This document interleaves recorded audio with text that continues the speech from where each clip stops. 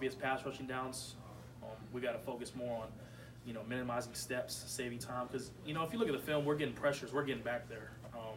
It's just a matter of, a split second that we're just a little too slow, which we're going to fix. I mean, it's football. You find out your errors, you find out the improvements, and you get it done. Is it safe to say a guy like Fromm, if you let him kind of stay back there, get too comfortable, he could give you big problems? I think it's like that with any quarterback, honestly. If you let him get into a groove, no matter the level of conference we play in, if you let any quarterback find his rhythm and get hot, it could be a long day. And so we got to get after him early. We got to rattle him early and stay in the game for all 4 quarters. Breiden, in the SEC, especially after a weekend like this where it seems like anybody can beat anybody on any given weekend, I mean, what's the home field advantage like against a team like Georgia? It's big time. We're on the road this past week, and, Florida had their little thing. They were playing Tom Petty in the 4th quarter. Makes you miss, Death Valley and the fans. The fans play such a big role, especially in our home games. We feel the energy. We feed off of them. We look at the student section. We look at the band. You just see Death Valley rocking. You welcome to Tiger Stadium when you run out the tunnel. It's things like that when we're in the 4th quarter and we're tired, that's the home field advantage that players look for.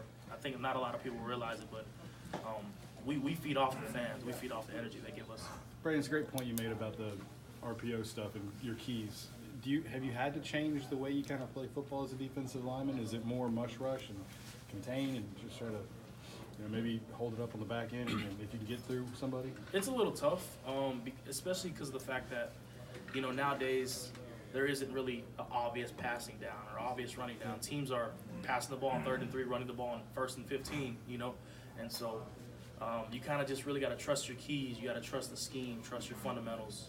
And now the game's moving so much quicker that you got to be able to adjust on the go and be able to move at lightning speed. I know it sounds impossible, but it's the SEC. You got to do it.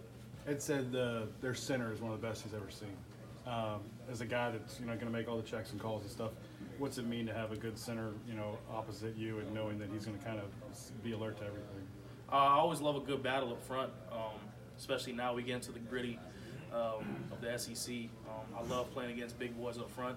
I love playing against Florida this past weekend. They were at a big line, and so you want to get after it early. You want to let them know you're there from the jump.